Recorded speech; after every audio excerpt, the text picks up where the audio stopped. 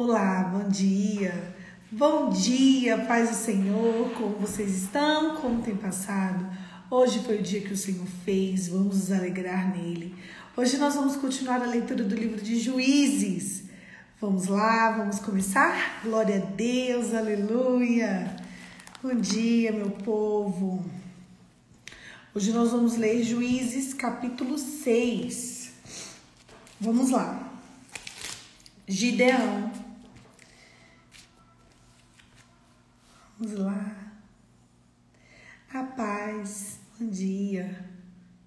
Juízes 6. Peraí, bebi água.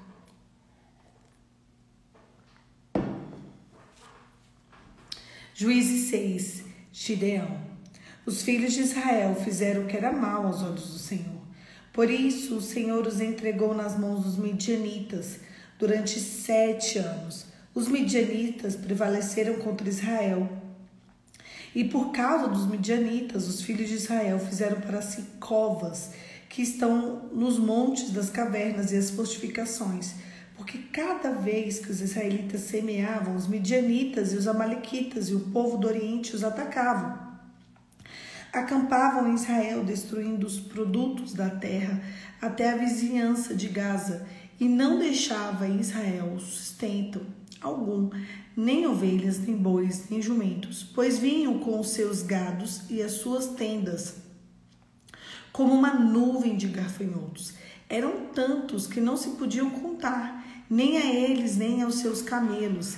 Entravam na terra para nem a eles, nem a seus camelos, e entravam na terra para a destruir.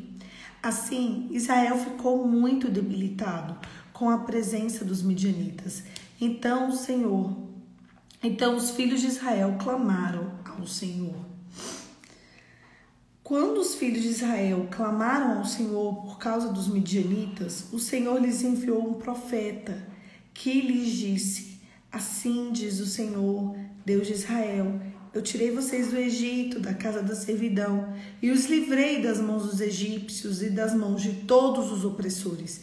Eu os expulsei e dei a vocês a terra deles. E ele disse: eu sou o Senhor, o Deus de vocês. Não adorem deuses dos amorreus, em cuja terra vocês estão morando, mas vocês não deram ouvidos à minha voz. Então o anjo do Senhor veio e sentou-se debaixo do carvalho que está em Ofra, que pertencia a Joás, da família de Abiezer. Gideão, filho de Joás, estavam malhando trigo no lagar para pôr a salvo dos midianitas. Então o anjo do Senhor lhe apareceu e lhe disse: o Senhor está com você, homem valente.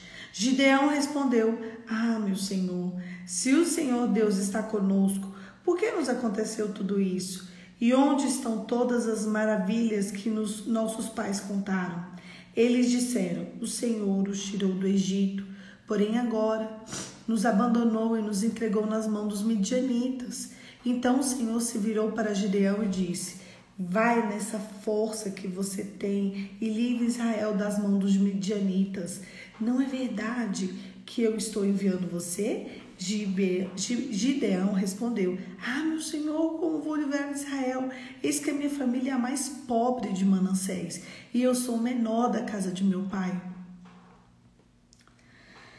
Mas o Senhor disse: já que eu estou ao seu lado, e você derrotará os midianitas como se fosse um só homem. Gideão respondeu: se de fato encontrei favor nos teus olhos, me dá um sinal que és tu, Senhor, que está falando comigo. Peço que não te afaste daqui até que eu volte e traga minha oferta e coloque diante de ti. Ele respondeu: eu esperarei até que você volte. Gideão entrou em casa, preparou um cabrito e fez pães sem fermento com 20 litros de farinha. Pôs a carne no cesto e o caldo numa panela. Depois trouxe tudo até debaixo do carvalho e o entregou ao anjo. Porém, o anjo de Deus lhe disse: pegue a carne, os pães sem fermento, coloque sobre a rocha. Depois derrame o caldo em cima. Foi o que Gideão fez. Então o anjo do Senhor estendeu a ponta do cajado que trazia a mão e tocou a carne e os pães sem fermento. Saiu fogo da rocha e queimou a carne e os pães. E o anjo do Senhor desapareceu da presença dele. Quando Gideão viu que era o anjo do Senhor, disse: ai de mim, Senhor, pois eu vi um anjo do Senhor face a face. Mas o Senhor lhe disse: que a paz seja com você, não tenha medo, você não morrerá. Então Gideão edificou ali um altar ao Senhor e lhe deu o nome do Senhor é paz, até o dia de hoje. E esse altar em Ofra pertence à família de Abiezer. Naquela mesma noite, o Senhor disse a Gideão: leve o touro que pertence ao seu pai, a saber, o segundo touro de 7 anos. Derrube o altar em Baal, que é do seu pai. Corte o poste da deusa Será, que está junto ao altar. No alto desse lugar fortificado, faça para o Senhor seu Deus um altar em camadas de pedras. Depois pegue o segundo touro e ofereça um holocausto na lenha do poste da deusa que você irá cortar. Então Gideão levou 10 homens dos seus servos e fez como o Senhor lhe havia falado. Mas porque teve medo, a casa de seu pai, dos homens daquela cidade, não fez de dia, mais de noite. De madrugada, quando os homens daquela cidade se levantaram, eis que o altar de Baal estava derrubado e o poste da deusa Será, a quem estava junto dele, cortado, e o referido segundo touro tinha sido oferecido no altar que havia sido edificado. E diziam uns aos outros: quem fez isso? E perguntando e inquirindo, disseram: quem fez isso foi Gideão, filho de Joás. Então os homens daquela cidade disseram a Joás: traga o filho para fora,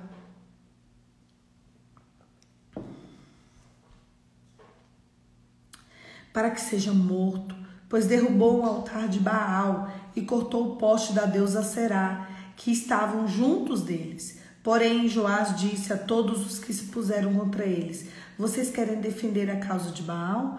Vocês querem livrá-lo? Quem defender a causa dele será morto, ainda nesta manhã. E ele, se ele é Deus que defende a si mesmo, afinal, derrubaram o seu altar. Naquele dia, Gideão passou a ser chamado de Jerubaal, porque foi dito que Baal defendia a causa contra ele, pois ele foi quem derrubou o seu altar. Todos os midianitas, os amalequitas, o povo do Oriente ajuntaram e passaram o Jordão e acamparam no vale de Jezreel. Então o Espírito do Senhor revestiu Gideão e fez soar o alarme, convocando os homens da família de Abiezer a segui-lo. Então Manassés, que também foi convocado a seguir, enviou ainda mensageiros de Asser, Zebulon, Naftali, que foram encontrar com ele. Então Gideão se dirigiu ao Deus, dizendo: se realmente queres livrar Israel da minha mão, pela minha mão, como dissesse, eis que porém uma porção de lã na eira, se o orvalho estiver somente nela, e a terra ao redor estiver seca. Então saberei que irás livrar Israel por meio de mim, como dissestes. E assim aconteceu. No outro dia, Gideão levantou de madrugada e, apertando a lã do orvalho que havia nela, espremeu uma taça cheia de água. Gideão se dirigiu a Deus mais uma vez, dizendo: não se acenda contra mim a tua ira, se eu falar somente mais essa vez.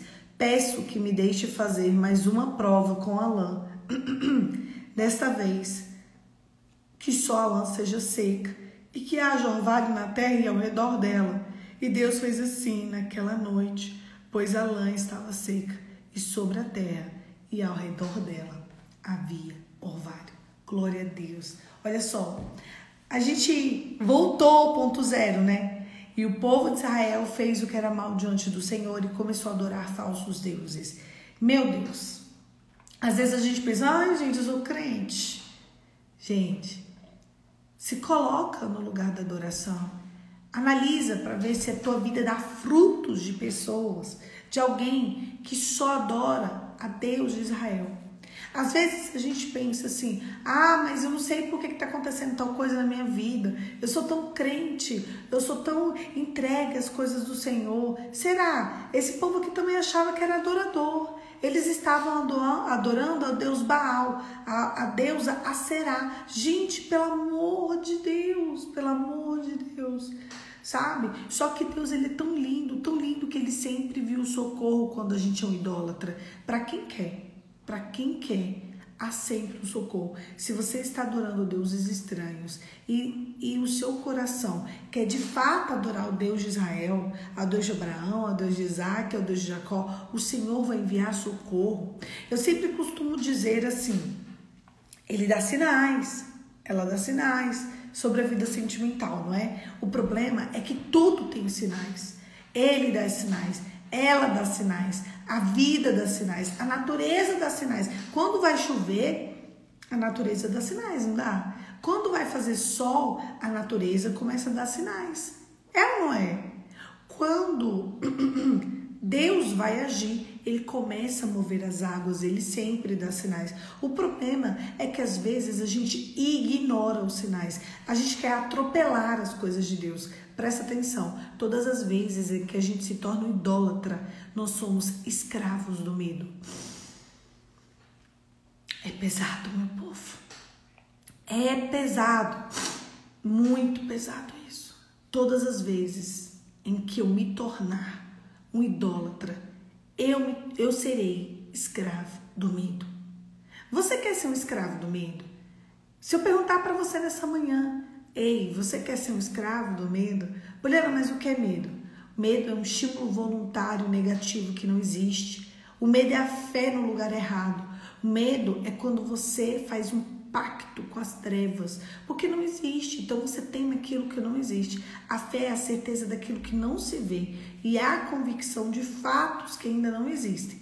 E o medo é exatamente a fé no lugar da escuridão. Então você coloca fé na escuridão. Então isso é o medo. É forte, gente. É muito forte. É muito pesado. Quando você começa a adorar deuses estranhos, você começa a se tornar refém, escravo do medo. Nós nos tornamos escravos do medo. É isso que você quer ser pro resto da sua vida. É isso que você quer que tenha escrito na sua história. Você não viveu? Não sentiu? Não foi? Sabe por quê? Porque você era um escravo do medo. Meu Senhor. Isso não pode existir na nossa vida. Isso não pode existir na nossa história.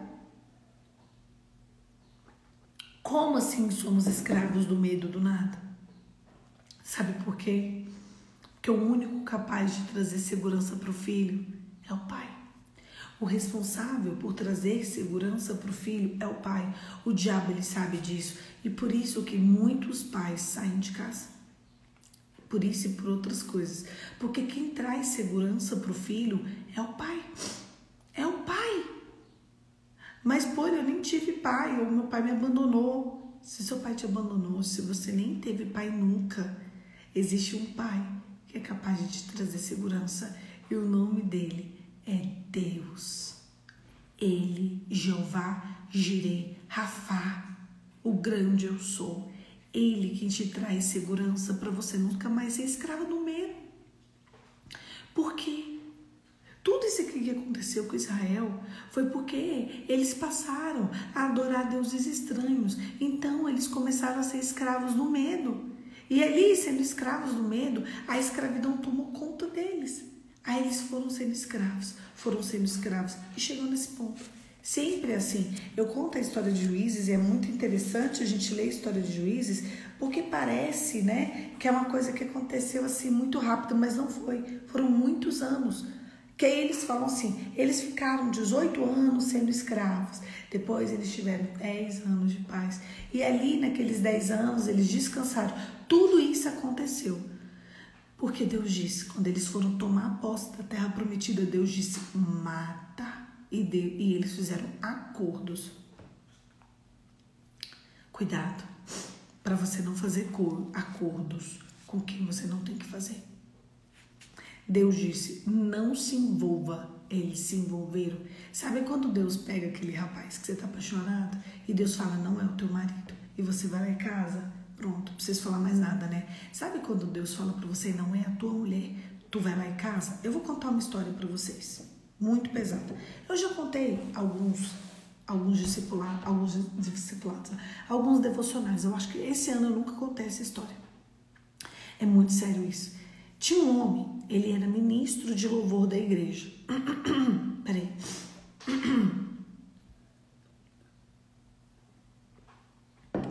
Ele era ministro de louvor da igreja, tá? E ele se envolveu com uma moça. E Deus levantou todos os profetas da cidade. Mas, gente, é todos os profetas da cidade para dizer: você, esta mulher, não é a tua esposa, você vai chorar lágrimas de sangue. Ele ignorou.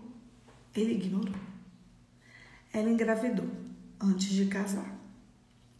Aí ele quis casar com ela, porque ela estava grávida. E aí ela falou assim, eu não quero casar com você. E ele falou, não, mas eu vou casar com você. E eles se casaram. Aí eles tiveram o filho número 1, que era que tinha engravidado. E estava na igreja, tudo certo. Filho número 1, filho número 2, filho número 3, filho número 4. Filho número 4. A filha número 1 tinha 16 anos, quando nasceu a filha número 4. Ok. Quando a filha número 4 tinha 1 ano, literalmente 1 ano, a filha número 1, número 2, pegaram a mãe, mantendo a atividade de casal em cima da cama do pai e da mãe, com alguns amigos da academia.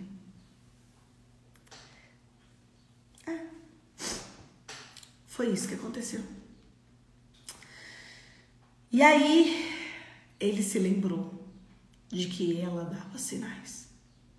Ela se lembrou de que todos os profetas, durante todo... Porque quando os profetas se levantam, você está muito apaixonado, gente, você está arrastado para aquela pessoa. Não é? A gente está arrastado. Aí os profetas se levantam, você fica com ódio de quem? Dela ou do profeta? Do profeta. Profeta que não presta. Né? Aí ele se lembrou de cada palavra, de cada profeta. Tudo bem.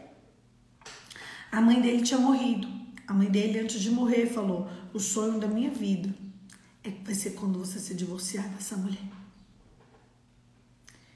Beleza. Aí, ele perdoou ela. Ele perdoou ela e ela falou, mas eu não quero ficar casada com você. Deixa eu te explicar uma coisa. Deixa eu te explicar. Eu detesto você. Eu fiz foi 4 filhas em você. 4 filhos em você. Eu não sei como eu tô casada há tanto tempo com você. Porque eu quero tudo, menos você. Eu não vivi, eu não curti. Eu não sei o que é curtir esse povo, né? Não, gente, traduza o curtir. Traduz o curtir. Curtir é isso. Traduz curtir pra mim. Porque eu não curti. Eu quero viver minha vida. Eu quero divórcio. Não, eu te perdoo, pererei. Foi esse caos. Resumindo, ela entrou com o divórcio, eles de fato se divorciaram. Ela foi embora da casa e ela nunca mais voltou. E ele foi sozinho. Ele não foi pai e mãe, que ninguém substitui ninguém, tá? Ah, eu sou pai e mãe. Não, ninguém é pai e mãe. Ele foi pai com ausência de mãe, ok? Ou às vezes você é mãe com ausência de pai. Pronto. Agora você ser pai e mãe. Ah, pelo amor de Deus, gente, acorda. Ninguém substitui ninguém, ok? Vamos dar os nomes aos bois. Vamos parar de nos secularizar, tá? Chega. E aí... Nilly. A Nilly foi boa aqui. Curtir é igual viver na safadeza, viver no pecado, viver na escuridão. Ah, eu tenho que curtir, eu tenho que viajar. Não pode viajar com filho. Não pode viajar em família. Não pode. Para esse povo curtir é o quê? Vai viajar para poder fazer um monte de besteira? Não, gente, olha, depois você se arrepender. Preguiça. Mas vamos lá. Aí ela realmente se divorciou e ela nunca mais foi ver as meninas. Nunca mais. Aquele homem, no dia que saiu o divórcio dele, ele falou, agora agora eu vou obedecer a Deus.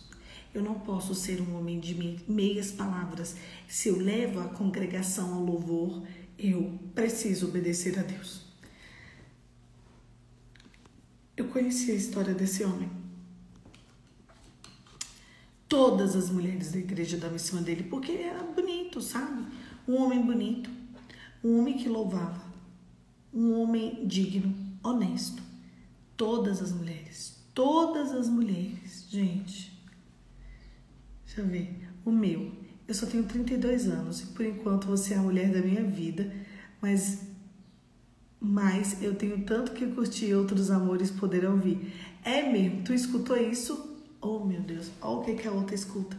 Então vai curtir. Depois você morre, eu só te enterro. Fala isso pra ele.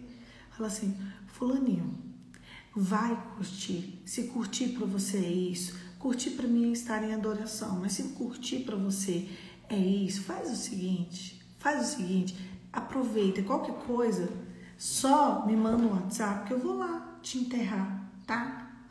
Tô brincando. Que coisa. Enfim, bora lá. E aí, ele pegou e ele ficou 6 anos. Gente, 6 anos, nós vamos 6 dias. 6 anos com todas as mulheres da igreja dando em cima dele e do trabalho dele também. E ele foi resistir, criou aquelas meninas na maior dignidade do mundo. Eu conheço eles. E aí, a história de uma amiga minha. Eu sou amiga de uma pessoa. E eu lembro que ela se batizou. Ela me ligou e falou, amiga, vamos pro meu batismo? Eu falei, vamos. Ela tinha 40 anos quando ela se batizou e ela sempre foi da igreja. E ela falou, você acredita que eu nunca me batizei? Eu falei, não acredito. Aí ela, pois eu nunca me batizei. E ela foi.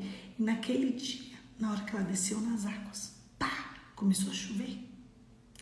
E o Espírito Santo me disse, essa chuva é a chuva da novidade de vida. É a chuva do renovo. Eu mudo as águas, eu transformo a vida dela. Eu só queria esse batismo. Eu sempre que eu conto essa história eu me arrepio. Eu só queria essa decisão, pois esse ano eu entrego para ela o marido dela. Eu chorei, gente, igual uma menina. Sabe menina? Eu chorei igual uma menina. E quando ela levantou das águas, veio a chuva. Eu fui com ela pro banheiro, eu dei essa palavra, pois esse ano, tá, não sei o que. Isso foi em julho de 2017. Quando foi em dezembro, aconteceu um quebra-pó. A mãe dela caiu, e aí a igreja toda foi orar pela mãe dela, e aí ele foi no final do culto, ela era a única que não dava em cima dele. A única. Aí ela foi, e ele pegou o WhatsApp dela, para poder saber como estava a mãe. E aí no final da noite ele mandou uma mensagem para ela, e falou, como tá sua mãe? Não, tá bem, isso que ele, ó. Eu peguei esse WhatsApp, não foi porque eu queria saber da sua mãe, foi porque eu queria saber de você. Ela, fale-me mais sobre isso. Ele falou, vamos sair amanhã para comer uma pizza? Aí ela, vamos. Aí ele saiu com ela para comer uma pizza. No que ele saiu, naquele dia ele falou, olha, tem um tempo que eu tô de olho em você. E você é a única mulher que não dá em cima de mim. Eu me divorciei, aconteceu isso. Eu crio só, 100% só, minhas 4 filhas. A minha filha mais nova tem 6 anos. 6 anos. Ela não conhece a mãe. A minha filha mais velha, ela fez um filho fora, sim, 17 anos, de revolta. E mora lá todo mundo. As minhas 2 outras meninas são uma bênção, todas são uma bênção. Mas eu crio só. O Espírito Santo me disse que você é minha esposa. Você aceita orar comigo, para casar comigo? Gente, no outro dia. Aí ela, tipo assim, parece que levou um amor, né? E ela se lembrou. Era dezembro daquele ano que ela tinha se batizado. E o Senhor, era acho que tipo 18, 19 de dezembro, quase no Natal. E o Senhor não se esqueceu dela. Ela falou, aceito. Eles oraram durante um mês, Deus confirmou. E aí, eu lembro que em janeiro eles começaram a namorar para poder casar. Em março eles ficaram noivos e 1º de dezembro, de 2018, eles casaram. A menininha, a menor, chama ela de mamãe. Mamãe. Ela hoje tem, acho que, 12 anos. A segunda, assim, a menor, a segunda, elas são melhores amigas. A outra, eu lembro que quando a outra foi se casar, eu achei isso tão forte. Ela foi no ginecologista com a menina para poder a menina aprender sobre as coisas e a vida de casada. Sabe aquela quando a mulher vai no ginecologista, pré-núpcias, para aprender várias coisas e tudo? Que ela era moça, ela namorou 5 anos, moça. E aí, a minha amiga que sentou com ela, casadinha de pouquinho, para explicar como era a vida de casada. Função de mãe. E Deus mudou a sorte daquele homem quando ele se voltou a Deus e ficou 6 anos em santidade. Ela se casou com ele, eu acho que a menininha mais nova tinha tipo 8. 6 anos. 6 anos. Sem olhar para a direita, sem olhar para a esquerda, enfrentando todas as mulheres daquela igreja, enfrentando todas as mulheres do trabalho, porque ele pensou: eu já errei uma vez e foi muito feio para mim. Eu não posso errar 2 vezes. Mulher é a mãe das meninas. A mãe das meninas realmente fugiu no mundo. Ela não quer saber das meninas. Uma vez por ano, ela liga para saber como estão as meninas. Ah, tá tudo bem? Tá tudo bem? Ah, então tá, tchau, Deus abençoe. Tipo, uma vez por ano. Então, assim, realmente, aquela mulher não era a esposa dele. Realmente, ele cometeu um erro pesado na vida dele. Sabe por quê? Porque ele decidiu fazer o que ele queria no passado. E as nossas decisões hoje, elas vão implicar muito no nosso futuro. E ali, ele encontrou paz. Esses dias eu liguei para minha amiga no início do ano. E eu falei para ela: qual é a diferença de estar casada e solteira? Porque ela casou já tinha 40 anos, né? Ela nunca tinha casado antes. Aí ela virou para mim e falou assim: Polly, todos os dias eu acordo feliz. Eu nunca acordei só. Nunca mais eu acordei triste por estar só. Todos os dias eu acordo preenchida. E o Senhor gerou amor no coração dela pelas filhas dele. Gerou um amor pela casa. Gerou muito amor por ele. E foi lindo, tudo foi perfeito. Eles ganharam o casamento, eles ganharam muita coisa. Porque quando Deus está no negócio, as coisas acontecem. Sabe, o que aconteceu foi que aquele homem, ele viveu um amor idólatra. Ele viveu um amor, não, uma paixão idólatra. Quando o Filho de Deus se casa com os filhos dos midianitas, sabe o que acontece? Idolatria. Foi isso que ele viveu. Ele fez 4 filhos numa mulher idólatra. Ele se tornou um idólatra. E aí, ele passou 6 anos em arrependimento, pedindo perdão a Deus, para que a vida dele não tivesse aquele fim. E hoje os dias dele são preenchidos com uma mulher de verdade dentro de casa. Ali naquela casa hoje há paz. Ali naquela casa hoje há compaixão. Você sabe o que é uma mulher entrar na casa onde já tem 4 mulheres e a coisa andar? Sabe, o casamento deles anda. O casamento deles é um casamento que tem um negocinho chamado paz. Paz.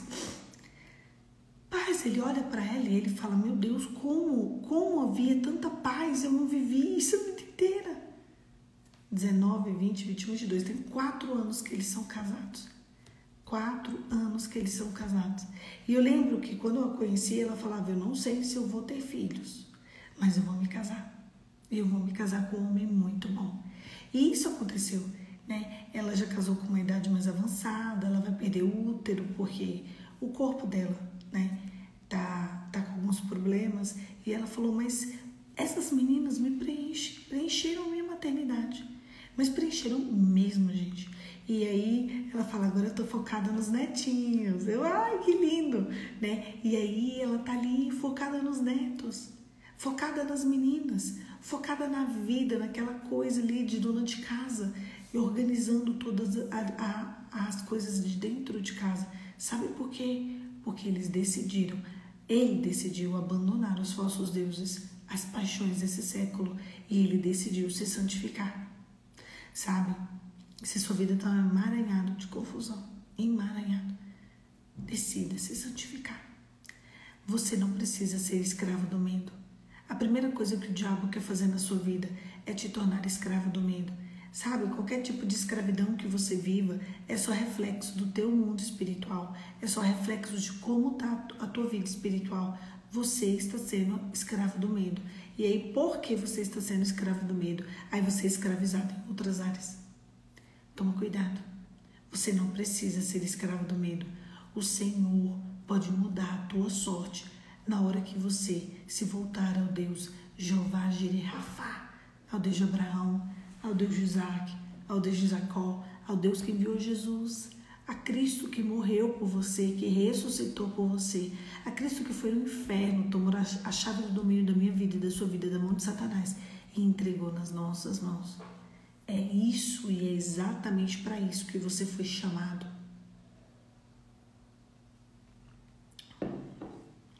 Foi para viver a plenitude do amor de Deus. E para você nunca mais ser escravo do medo. Sabe o que acontecia aqui com esse povo?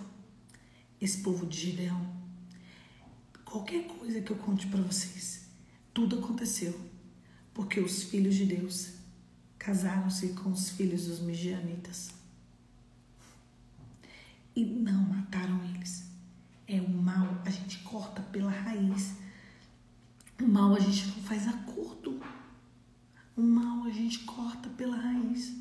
Todos esses problemas, todos esses resquícios, era porque os filhos de Deus se casaram com os filhos de midianitas.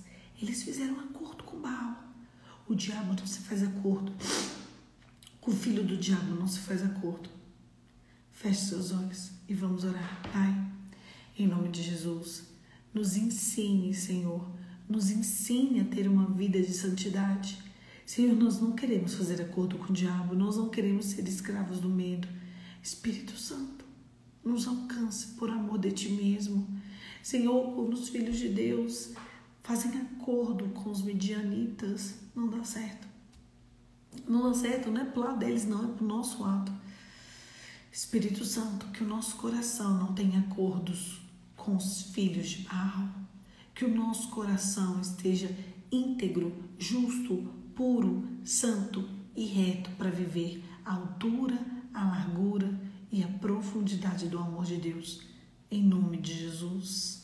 Amém. Amém, queridos. Glória a Deus. Aleluia. Deus é tão fiel. Todos os dias Deus é fiel. Amanhã, 5h45, a gente retoma para continuar essa história de Gideão. Essa história de Gideão, tá? Ainda tá começando. Ainda vai ter amanhã em Juízes 7. Ainda tem Gideão aqui pra gente poder compartilhar. Deixa eu ver aqui. Tem no 8 também. Vai ser muito legal. É isso mesmo. Ainda tem mais 2 capítulos para falar da história de Gideão. Esse é só o começo. Até amanhã, meus amores. Um beijo. Deus abençoe. Fica com Deus, um dia abençoado para todo mundo. E não se esqueçam, os filhos de Deus não fazem acordo com os filhos dos midianitas. Nós temos que cortar o mal pela raiz. Tudo dá sinais. Não sejam desatentos. Um beijo.